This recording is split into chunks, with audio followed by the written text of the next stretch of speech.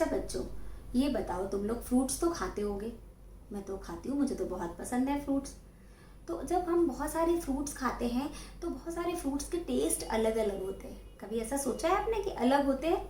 जैसे मानो आपने खाए ऑरेंजेस, लाइम, लेमन, तो जब ये वाले फ्रूट्स खाते हैं तो हमें कैसे टेस्ट आता है इसका? तो हमें इसका टेस्ट सावर आता है, यानी खट्टा आता है ना। तो उसी तरीके से जैसे मान लो बिटर गोर्ड, आपकी मम्मी ने कभी आपको बिटर गोर्ड खिलाया है? आप क्यों नहीं खाना चाहते बिटर गोर्ड, करेला? क्यों? क्योंकि इसका टेस्ट कैसा होता है? इसका टेस्ट होता है बिटर, ठीक है ना। तो इस वजह से हमें ये पसंद नहीं आता है। तो इसका मतलब ये टेस्ट जो इन फ्रूट्स में या बिटर गोर्ड में आता है वो किसी वजह से आता होगा। तो हमने तो कभी सोचा नहीं किस वजह से आता है ये टेस्ट। तो आज मैं आपको बताती हूँ कि ये टेस्ट किस वजह से आता है, ठीक है। तो सिट्रस फ्रूट्स में या जो भी फ्रूट जिनका टेस्ट सार होता है या खट्टा होता है, वो क्यों होता है? क्योंकि इन फ्रूट्स में एक सब्सटेंस होता है जिसे हम क्या कहते हैं? जिसे हम एसिड्स कहते हैं, ठीक। और इसी तरीके से जो बिटर गोर्ड है या करेला है, उसमें टेस्ट कड़वा क्यों होता है? क्योंकि इसमें एक सब्सटेंस होता है जिसे हम कहते हैं बेस, ठीक। तो एसिड की वजह से खट्टे टेस्ट आते हैं और बेस की वजह से कैसा टेस्ट आता है? कड़वा टेस्ट आता है, ठीक, या बिटर टेस्ट आता है, ठीक है। तो आज हम क्या पढ़ेंगे? आज हम पढ़ेंगे एसिड, बेसिस एंड सॉल्ट। तो इस टॉपिक के अंदर आज हम किस टॉपिक को कवर करेंगे? आज हम करेंगे एसिड को, ठीक है। तो इसको पढ़ने से पहले सबसे पहले मैं ये बताती हूँ कि ये एसिड वर्ड आया कहाँ से। तो एसिड वर्ड लैटिन लैंग्वेज में, जैसे इंग्लिश लैंग्वेज है, हिंदी लैंग्वेज है, इसी तरीके से एक लैंग्वेज है लैटिन।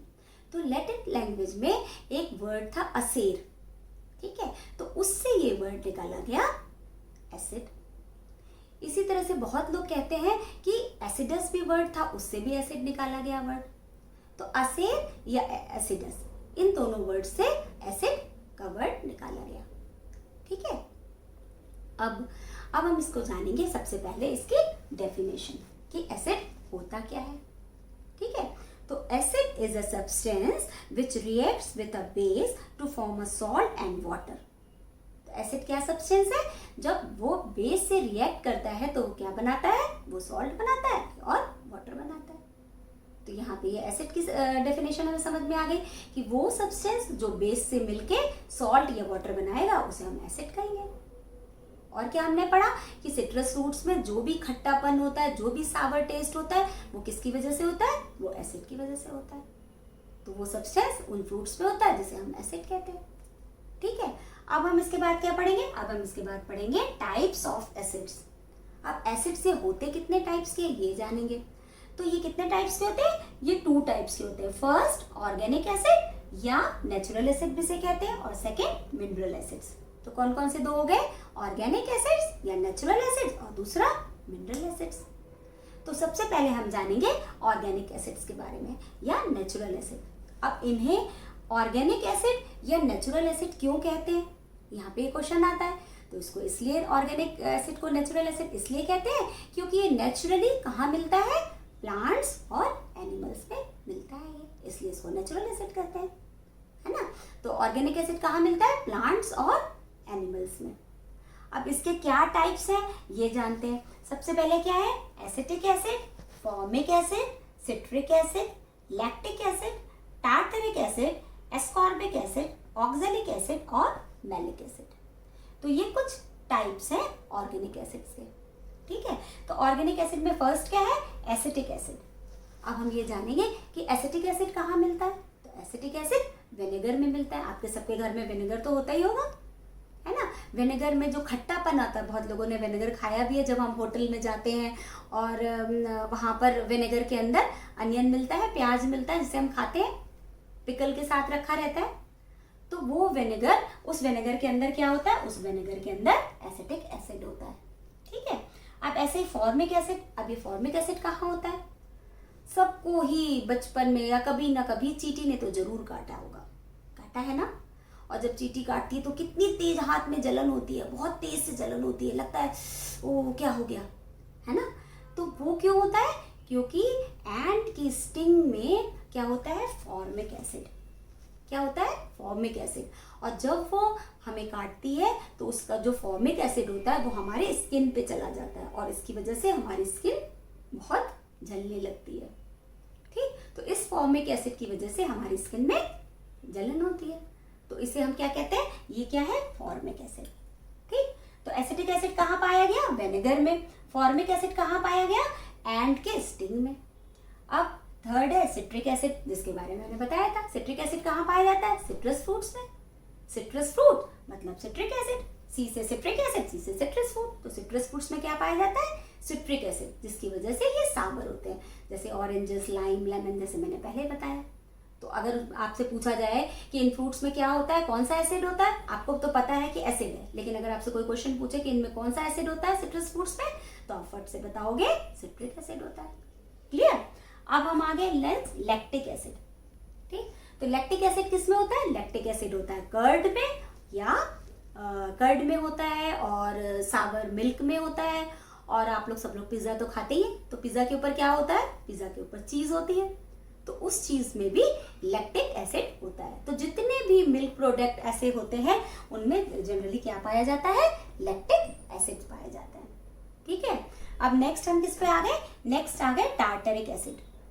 ठीक, तो टार्टरिक, टी से टार्टरिक, तो किस में पाया जाएगा, टैमरिंड। टैमरिंड माने इमली, सब बच्चों ने खाई होगी इमली, मुझे तो लगता है सबने खाई होगी। और सब क्यों खाते हैं, क्योंकि वो उन्हें बहुत खट्टी लगती है, सावर लगती है, इसी वजह से तो इमली खाते हैं। लड़कियां तो और ज्यादा इमली खाती हैं, है ना।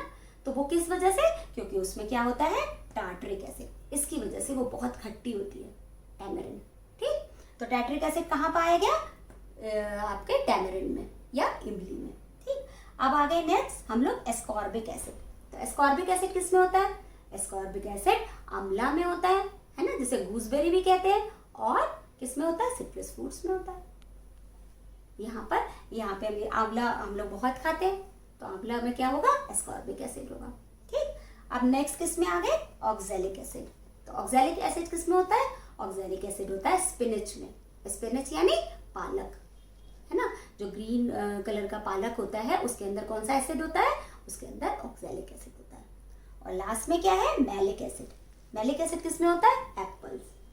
तो एप्पल तो हम लोग सभी खाते हैं, तो उसमें क्या होता है, मैलिक एसिड। तो यहाँ पर ये चीजें हमें याद रखनी पड़ेंगी कि कौन सा एसिड किस में पाया जाता है जनरली। तो एसिटिक एसिड मैंने क्या बताया था, एसिटिक एसिड किस में पाया जाता है, विनेगर में। फॉर्मिक एसिड एंट के स्टिंग में।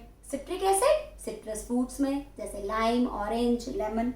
लैक्टिक एसिड सॉर मिल्क में, कर्ड में, चीज में। टार्टरिक एसिड टैमरिंड यानी इमली में। एस्कॉर्बिक एसिड आंवला या सिट्रस फ्रूट्स में। ऑक्सैलिक एसिड स्पिनच में। और मैलिक एसिड किसमें पाया जाता है, एप्पल में। ठीक, तो ये हो गए हमारे कुछ नेचुरल एसिड्स या ऑर्गेनिक एसिड्स। अब हम आएंगे मिनरल एसिड्स पे। ये क्या है, मिनरल एसिड। अब मिनरल एसिड्स को हम और क्या कह सकते हैं, मैन मेड एसिड्स या लेबोरेटरी एसिड्स। क्यों कह सकते हैं, क्योंकि ये वाले एसिड्स लैब में जब आप लैब जाओगे तो एक्सपेरिमेंट करने के लिए ये वाले एसिड्स यूज किए जाते हैं।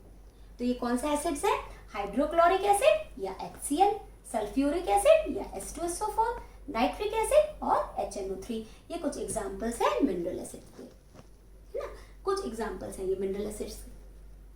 अब इनमें और इनमें क्या डिफरेंस है, पहले हम ये जानेंगे कि ऑर्गेनिक एसिड्स और मिनरल एसिड्स में क्या डिफरेंस है।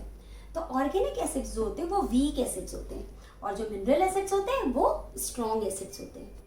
अब यहाँ पे ये हमें समझना है कि वीक एसिड्स का क्या मतलब है और स्ट्रॉन्ग एसिड्स का क्या मतलब है। तो वीक एसिड्स वो एसिड्स होते हैं जो हमें ज़्यादा नुकसान नहीं करते, और स्ट्रॉन्ग एसिड्स क्या है कि अगर वो हमारे स्किन पे पड़ जाए तो वो हमें जला देंगे, तो वो उन्हें बहुत केयर के साथ यूज़ किया जाता है। तो ये वाले एसिड्स जो हैं ये हार्मफुल भी हो सकते हैं, और ये वाले एसिड हार्मफुल नहीं होते, मतलब ये वीक होते हैं। ठीक है, तो इसमें क्या है, इसमें सिर्फ एक एसिड ऐसा होता है मिनरल एसिड में, कार्बोनिक एसिड, जो कि वीक होता है। ये एक एक्सेप्शन है। क्या एक्सेप्शन है, जो कार्बोनिक एसिड है वो वीक होता है, बाकी सारे मिनरल एसिड्स क्या होते हैं, वो स्ट्रॉन्ग होते हैं। ठीक, तो यहाँ हमने ये समझा कि स्ट्रॉन्ग एसिड्स और वीक एसिड्स क्या होते हैं। ठीक है। अब हम ये समझेंगे कि what is dilute acid, what are dilute acids and what are concentrated acids. तो ये वर्ड आपने कभी सुना है, कंसंट्रेटेड और डाइल्यूट? मुझे लगता है सुना होगा। तो कंसंट्रेटेड एसिड्स क्या होते हैं? जो एकदम प्योर एसिड्स होते हैं, ठीक। और डाइल्यूट एसिड्स क्या होते हैं? जिनमें हम थोड़ा वाटर मिला देते हैं। जब हम एसिड्स में थोड़ा वाटर मिला देंगे तो वो क्या कहलाएंगे? वो डाइल्यूट कहलाएंगे। और हम एसिड्स को डाइल्यूट क्यों करते हैं? कि वो हमें ज्यादा नुकसान ना पहुंचाए, ठीक है। तो यहाँ पर एक बात पता चली कि जो ऑर्गेनिक एसिड्स होते हैं वो वीक होते हैं और मिनरल एसिड्स जो होते हैं वो स्ट्रॉन्ग होते हैं। इसके साथ ये जो एसिड्स होते हैं वो डाइल्यूट और कंसंट्रेटेड भी होते हैं। तो कंसंट्रेटेड मतलब जिनमें पानी नहीं मिलाया गया, और डाइल्यूट एसिड मतलब जिनमें पानी मिलाया गया। अब हम प्रॉपर्टीज ऑफ एसिड समझेंगे। तो अभी तक मैंने क्या बताया था कि वो सब्सटेंस जो टेस्ट में क्या होते हैं? सार होते हैं, या जो खट्टे होते हैं वो क्या होते हैं? वो एसिड होते हैं। जैसे सिट्रस फ्रूट खट्टे क्यों होते हैं? एसिड्स की वजह से होते हैं। तो पहली प्रॉपर्टी क्या हो गई एसिड की? कि एसिड का टेस्ट कैसा होता है? सावर होता है, खट्टा होता है। दूसरी प्रॉपर्टी इसकी क्या है? कि एसिड्स जो होते हैं वो बहुत कॉरोसिव होते हैं। उनका नेचर कैसा होता है? कॉरोसिव, मतलब ये बहुत सारी चीजों को खराब कर देते हैं। जैसे पेपर है, वुड है, क्लॉथ है, अगर किसी पे भी इसको डालेंगे तो ये उसको क्या करेंगे? उसे खराब कर देंगे। इवन ये मेटल को भी खराब कर देते हैं, ठीक है। इसलिए जो एसिड्स होते हैं उन्हें किस में रखा जाता है? उन्हें ग्लास की बॉटल्स में रखा जाता है, ठीक है। और इसका क्या है? और ये एसिड जो होते हैं ये वाटर में घुल जाते हैं, सॉल्युबल होते हैं। इसीलिए इनको डाइल्यूट करने के लिए इसमें वाटर मिलाया जाता है। लेकिन जब इसमें वाटर मिलाया जाता है तो ये बहुत ज़्यादा हीट प्रोड्यूस करते हैं। इसलिए हमको जब भी इसमें पानी मिलाना है तो बहुत धीरे धीरे मिलाना है और कंटिन्यूस स्टर करते रहना है, मतलब कंटिन्यूस हिलाते रहना है। तो ये कुछ प्रॉपर्टीज हो गई। और लास्ट इसकी एक प्रॉपर्टी है, ये एक लिटमस पेपर होता है। ब्लू कलर के लिटमस पेपर को ये किस कलर में कन्वर्ट कर देता है? ये रेड में कन्वर्ट कर देता है। तो वो कैसे होता है? देखो ये है ब्लू लिटमस पेपर, आप दिख रहा है। और ये क्या है? लेमन है। लेमन मतलब सिट्रस फ्रूट होगा। इसके अंदर कौन सा एसिड होगा? इसके अंदर सिट्रिक एसिड होगा। जैसे मैंने बताया था कि सिट्रस फ्रूट्स में क्या होते हैं? सिट्रिक एसिड होते हैं। तो मैंने अभी क्या बताया कि ये ब्लू लिटमस पेपर को एसिड्स किस में कन्वर्ट कर देते हैं? रेड कलर में, है ना। तो आप देखो, मैं ये एक्सपेरिमेंट आपको करके दिखाती हूँ। देखो ये है लेमन, ये मैंने इसका जूस निकाला, ठीक है। अब इसका जूस निकाल के मैंने ये जो लिटमस पेपर है इसको इसके अंदर डिप कर दिया। ये देखो, ये देखो, ये किस में कन्वर्ट हो गया? है ना, पिंकिश रेड कलर में कन्वर्ट हो गया ये। तो इसका मतलब कि लेमन में इस एक्सपेरिमेंट से मैंने क्या प्रूफ किया? हमने क्या प्रूफ किया कि लेमन के अंदर कौन सा जूस है, कौन सा एसिड है? इसके अंदर सिट्रिक एसिड है। और सिट्रिक एसिड की वजह से ये जो ब्लू लिटमस पेपर था, ये पहले कैसा था? ये ब्लू लिटमस पेपर ऐसा था पहले, है ना, ये ऐसा था। और जब हमने लेमन जूस डाला तो ये कैसा हो गया? ये रेडिश पिंक में कन्वर्ट हो गया। तो ये इसकी एक प्रॉपर्टी है और इसे हम कहेंगे इंडिकेटर। इस लिटमस पेपर को हम क्या कहते हैं? इंडिकेटर, जिसे हम अपनी नेक्स्ट क्लास में इंडिकेटर्स के बारे में मैं आपको बताऊंगी, है ना। और एसिड्स के कुछ और प्रॉपर्टीज हैं और उनके रिएक्शंस हैं, वो भी मैं नेक्स्ट क्लास में बताऊंगी। तो अभी तक हमने क्या क्या पढ़ लिया? अभी तक हमने पढ़ लिया एसिड के बारे में, टाइप्स ऑफ एसिड्स के बारे में, कौन कौन से थे वो? Organic acid, mineral acids. और क्या पढ़ा? स्ट्रॉन्ग एसिड्स और वीक एसिड्स, है ना। अब हम नेक्स्ट क्लासेस में क्या पढ़ेंगे? एसिड्स के यूजेस पढ़ेंगे और एसिड्स के कुछ रिएक्शंस पढ़ेंगे, जो डिफरेंट मेटल्स के साथ और चीज़ों के संग एसिड्स रिएक्ट करके क्या देते हैं वो पढ़ेंगे, और इंडिकेटर के बारे में पढ़ेंगे।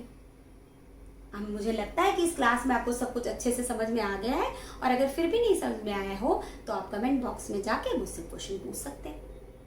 और अगर आपने मेरी पिछली क्लासेस नहीं देखी है, मिस की है, तो आप डिस्क्रिप्शन बॉक्स में मैं लिंक दे दूंगी, वहां पे भी देख लेना, ठीक है। तो मिलते हैं नेक्स्ट क्लास में, तब तक के लिए बाय बाय।